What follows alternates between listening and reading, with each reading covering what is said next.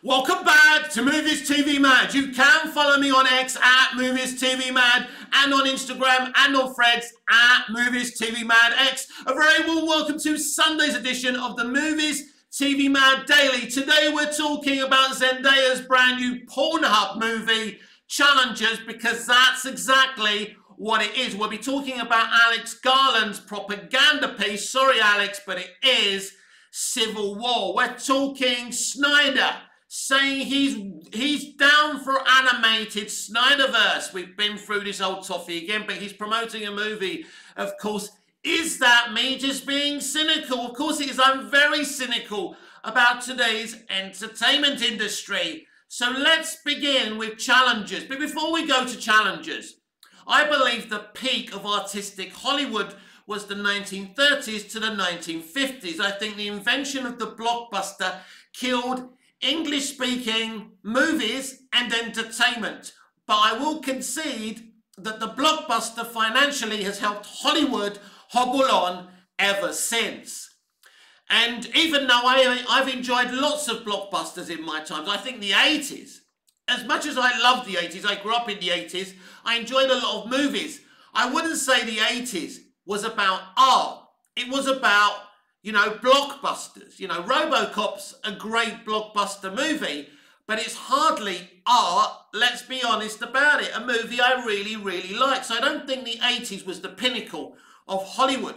Also, Arnold Schwarzenegger couldn't have acted his way out of a paper bag. He was the biggest star, So even though I talk about new Hollywood being bad, which it really is, it's a sludge fest we'll be talking about, I like balance, and I like to admit that really when I look at 1930s to 1950s Hollywood, that's where pioneers were born, that's where pioneering movies were made, and I do believe the blockbuster killed everything. Now next summer, these studios are trying to reinvent the blockbuster. They're not trying to give you great artistic movies, they're reinventing the blockbuster. Yet another Jurassic World movie, a Superman movie that they hope, Warner Brothers hopes, reinvents the blockbuster for them.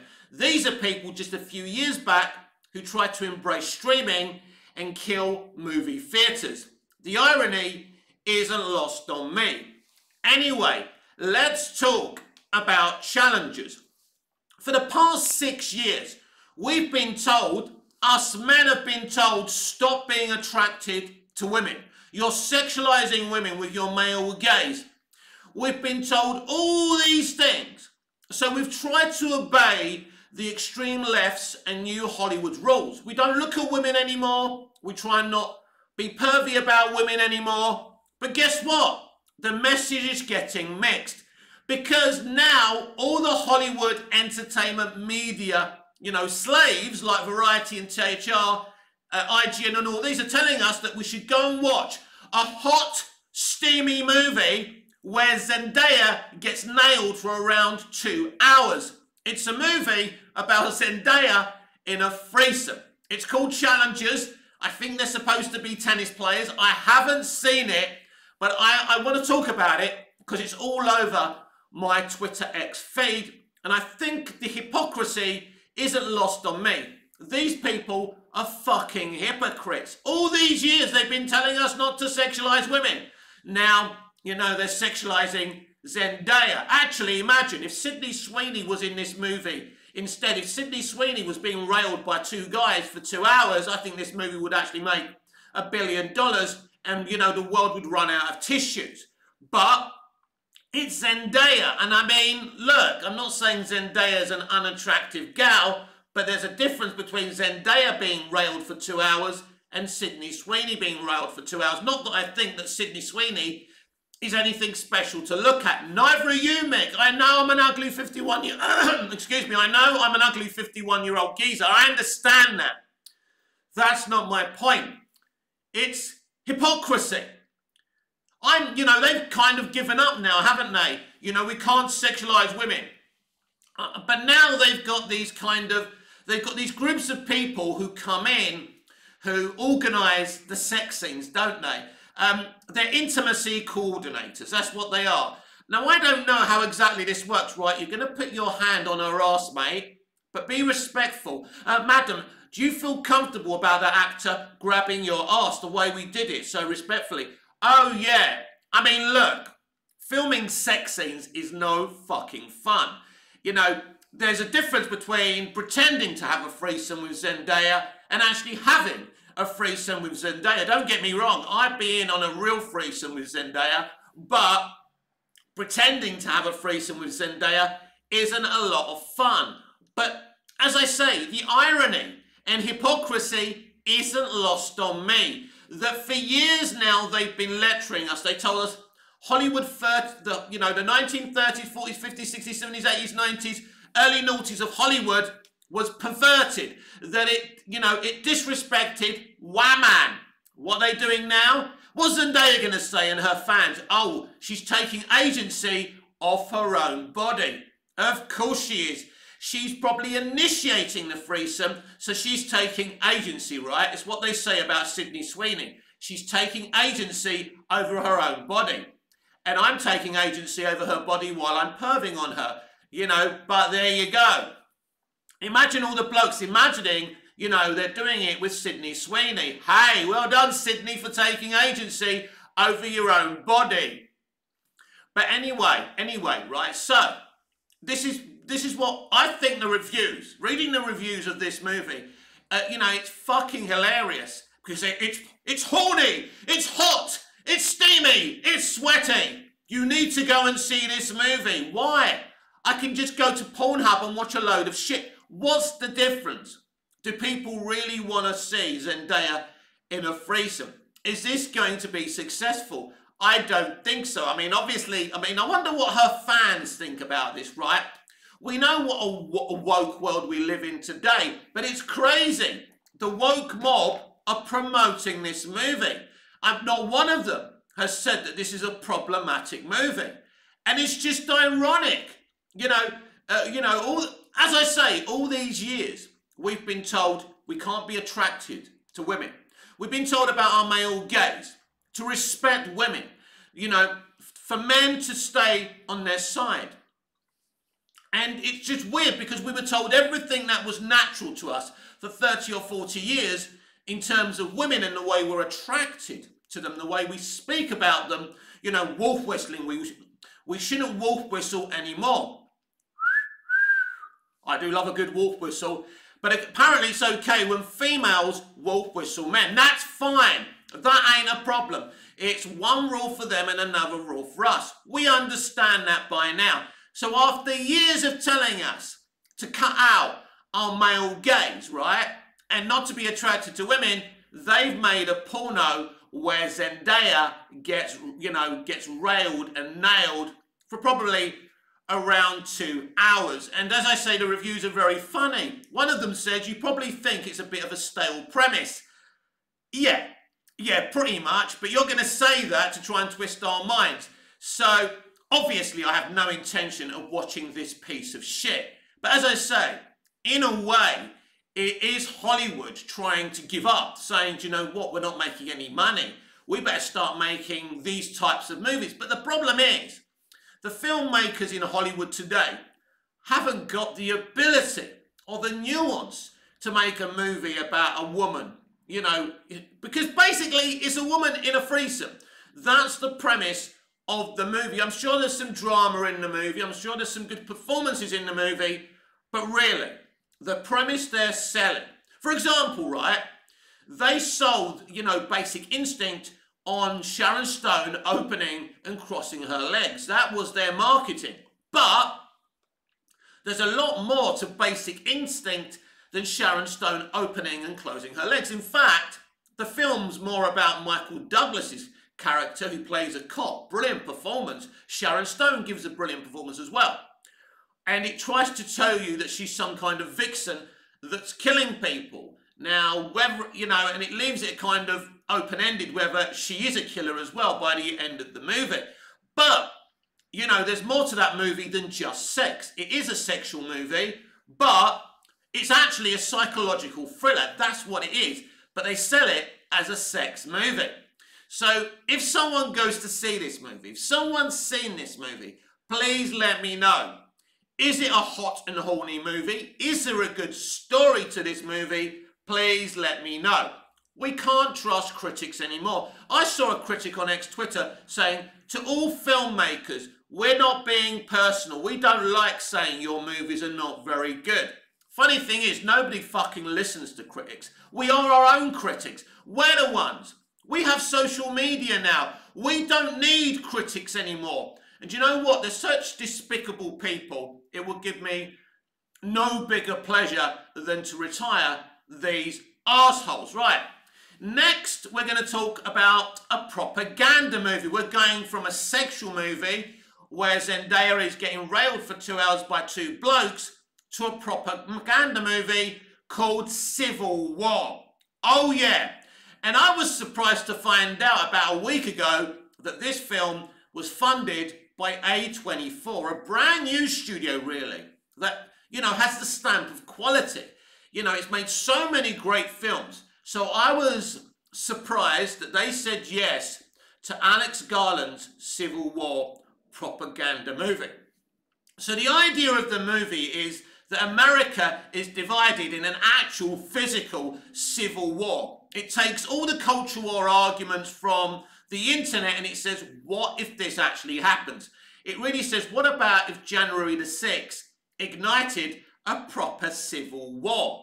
So a lot of people have got lost. This movie's supposed, look, Alex Garland made this movie to create a conversation. It hasn't created a conversation. The reviews are not great, although it's got about 86% on Rotten Tomatoes. But ultimately, you know, it's failed to do what it was supposed to do. The movie has Texas and California on the same side. Now, we know that Texas and California couldn't be more opposite politically. Now, personally, I don't agree with California's extreme left narrative, and I certainly don't agree with the gun-toting Texans. I mean, to be honest with you, Californians and Texans, you scare the living fucking shit out of me, and I don't agree with either of you politically. Now, I think that California is a lovely place to visit and live in. I think Texas is a lovely place to visit. And, you know, I've spoken to lots of people from those places, lovely people. I'm not talking about that. But politically, you both scare the living shit out of me. And I just hope the world doesn't become ever what you want it to become. Back to this movie. So we know that Texans and Californians in reality can't stand each other politically, at the very least. So they put them on the same side. And he doesn't take sides within this movie, Alex Garland. He says, here's a civil war. It's up to you what side you take. Now, they cast Kirsten Dunst as a journalist in this movie who is cataloguing and following this civil war, who's in the middle of this civil war. So I was kind of listening to what Garland said about this movie. And at first I thought, well, maybe it could be an interesting movie. He's put California and Texas together. That's interesting because he doesn't want to create those kind of conversations. Maybe that was A24 who decided to do that.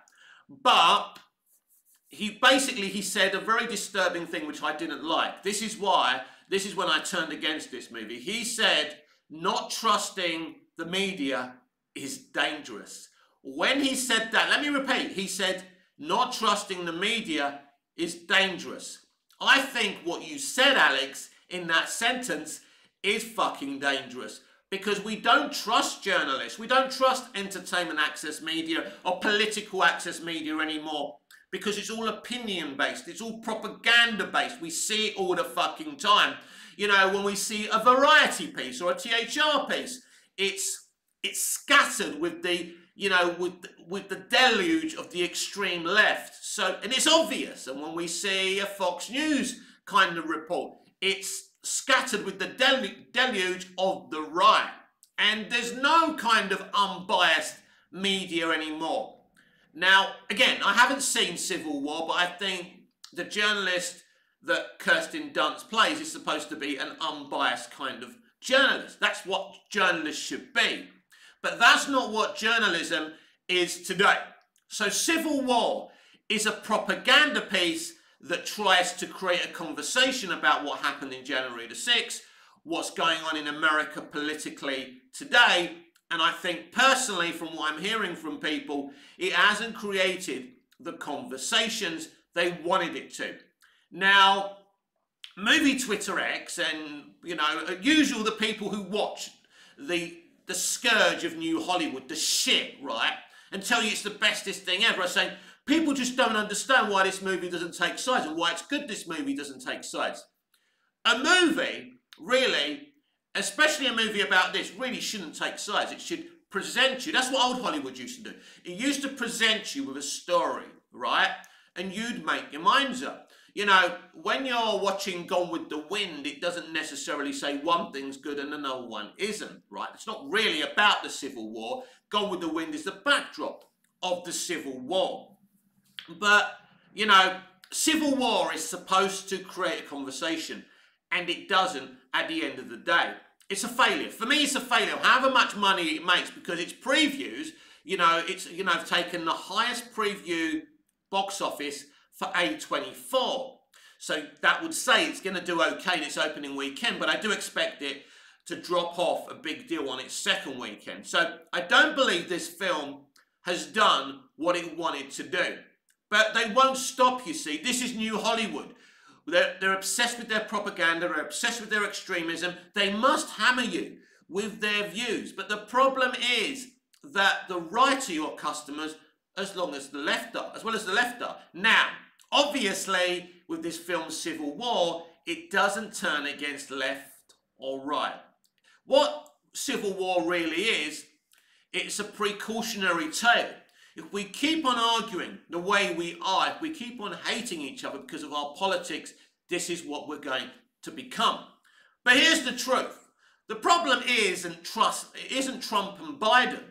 The problem is people boring on publicly about their political and religious views every day. Of course, that's going to be inflammatory. Every political view will hurt somebody else's political view. I've said this before. You hurt people's feelings. That's why there's bad feeling. That's why January the 6th happened. Because people just can't shut the fuck up. Put your cross where you need to and keep quiet, and the world wouldn't be the horrible place that it is right now. Social media, of course, is to blame, but social media is just a mechanism. It's the people that actually ruin it. So, Civil War is another New Hollywood movie I won't be seeing. But a New Hollywood movie, well, it's not really a New Hollywood movie, is it? It's Zack Snyder. I will be watching Zack Snyder's Rebel Moon sequel. Now, is this right? I don't know if I've got this right, that we're getting a 6-hour director's cut of the first film and a 6-hour director's cut of the 6th film. Surely that's not possible. But apparently we are, so that's very, very exciting. But anyway, Zack Snyder's got to do his best to hype up his sequel. So he's been talking about the DCEU again. I mean, he's been quite bold. I wish he was this bold while he was running the DCEU. I wish he took his haters to task. But he certainly is now. He said people got all upset when, Batman and Superman were killing because they think it's not canon. For those characters not to kill, but he's saying it is canon. So yeah, that's quite funny. So he's triggering the right people there. But a lot of people have gone. There's been a limited release in a movie theatre in America for Rebel Moon. Lots of Snyder fans have gone and been telling me it's a very good movie. They say they preferred it to the first movie. Now, actually, surprisingly, quite a few Snyder fans were underwhelmed by the first movie. I know this because Snyder fans talk to me. I'm a Snyder fan myself. I'm not just a Snyder fan. I'm a lover of film and stories and art and all of it, right? I'm not just a Snyder fan. But I'm a Snyder fan and an appreciator and admirer and a fan of the man himself and his good wife. And, a lot of Snyder fans weren't actually that impressed with the first movie, as were not a lot of people. That's the truth of the matter. My opinion on the first movie is I really enjoyed it. It did what it was supposed to do. The problem with the first movie, if there is one, and I don't really have much of a problem with it, look, if you look at the premise, it's on the nose. It's heavily inspired by Star Wars. Snyder, isn't ashamed of that. But, I mean, you've got the main villains dressed basically in Nazi costumes. Again, it's very, very, I think that element is a bit too on the nose for me, and I wish he created something a little bit different for the villains and a different vibe than, you know, fascism and Nazism. I kind of wish he didn't go there because it's a bit too predictable. But anyway, I still enjoyed the movie and I liked what he did with the movie. I think the reason that people didn't like the first movie is because you can tell that so much was taken out of it to reduce, you know, the runtime to 2 hours. I think that's what really hurts the movie. And I think Netflix looked at what happened with the Snyder Cut. People were either watching it in bits and pieces or not finishing the movie. And I think that concerned them, that they, you know, you can't allow a 6-hour movie. I mean, if any place should have a 6-hour movie, it should be a streaming service. Personally, I would sit there nearly 6 hours uninterrupted watching a movie. I mean, would I have enough time in the day? I would make it. There's at least once a week where I can watch a 6-hour movie, and I would absolutely do it. And I wouldn't stop and start, I'd watch it. But anyway, I don't think the first Rebel Moon is the problem, it's the cuts. I think it's the cuts. And then, you know, when you go back to Batman vs Superman, Dawn of Justice, they cut half an hour out of that movie. And it kind of made the narrative, I think, for people like you and me, who know Snyder, who know movies, I don't think we were that confused by the half an hour cut out. It didn't really take anything away from us, but it did explain some things, and it's a much better movie, you know. The 3 hour BVS obviously is a much better movie, and I'm not contesting that. But I think I still really got what Snyder was doing with Rebel Moon. I love the robot, droid, or whatever it is, played by Sir Anthony Hopkins, who will play a much bigger role in the second movie, I'm hearing as well. So I'm really I did enjoy the first one, and I'm looking forward to the second movie. So Snyder also said he's down for animated Snyderverse, which is, look, Snyder will say anything to hype up this Rebel Moon movie. But he was asked if he could finish, if the only option was to finish the Snyderverse in animated form, would he be down for it? He said yes. Now, I've always been opposed to this, but I think now we're at a time where the options to restore the Snyderverse are very, very limited. So if Warner Brothers came out now, if James Gunn came out now and said, right, we're allowing Zack to finish his universe in animated form, it could be the only way that James would allow it to happen, because it's not really competition for what he's doing, because what he's doing mainly is live action, even though he is doing animation like Creature Commandos and lots of other stuff, which I'm very, very excited to see. But even though my preference would be for live action, I would be absolutely hyped for animated Snyderverse. As I say, but Mick, you've always said yes, and I still stand by that. If I had a choice between live action and animated Snyderverse, completing Zack's vision, I would go for live action. But we have to be realistic. And the reality here is we're never going to get, and if I'm wrong, I'll take the L. I'll happily take the L. But realistically, we're never going to get a live action conclusion to the Snyderverse. And I think it's a much more realistic possibility to do it in animated form. So if animated form is the only way this universe can be concluded, then I'll be very, very excited for that. Especially if it's on Netflix, because Netflix is the only streaming service available to me properly without me cheating here in Cyprus. I cannot watch HBO Max. I'm not subscribed to HBO Max because I refuse to subscribe to a service where I don't even know if I do cheat, if I can still watch it. So I'm going to miss. I will miss the Penguin for ages until I can find it, until it comes somewhere on some platform, right? So I won't be able to see the Penguin. I won't be able to review it for you. I'll get the information off the internet and we'll talk about it. Of course we will. That's what this channel is wholeheartedly always going to be about. DC always comes first on this channel, but more and more I'm talking about other stuff in entertainment that I want to talk about, and I would do that too, especially when it's a slow news day for DC. So you're not missing anything DC-centric.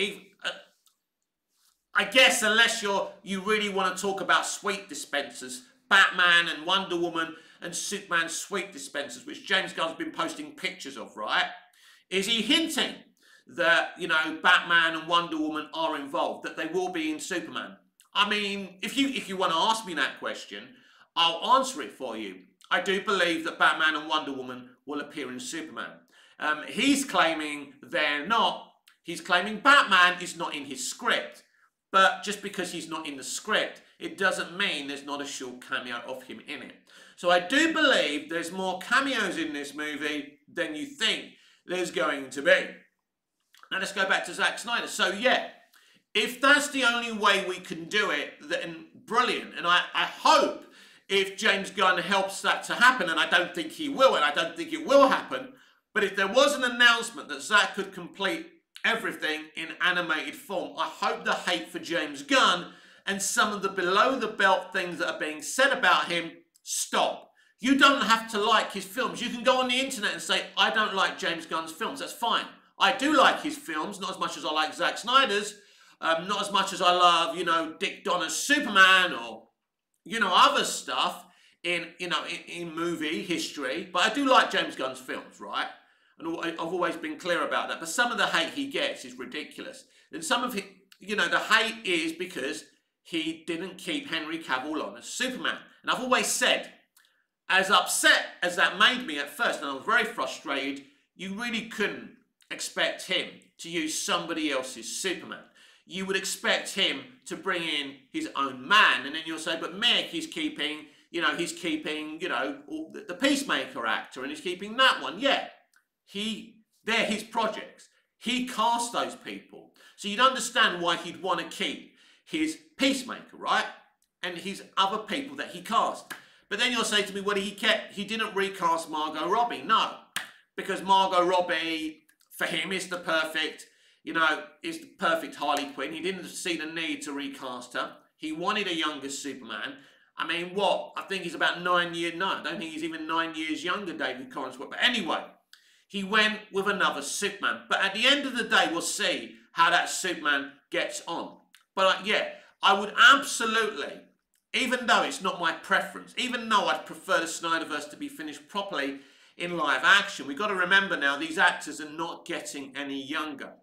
We can't keep on talking about restoring the Snyderverse forever. Zack ain't getting any younger. What is he, 60 now? Henry Cavill, about 40 now. Ben Affleck, who knows?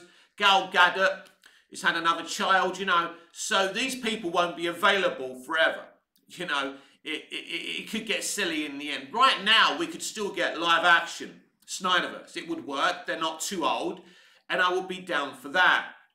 But I don't think it's a possibility. I suppose the beauty of animation, and don't fool yourselves that animation, the way Zack would do it, is cheap.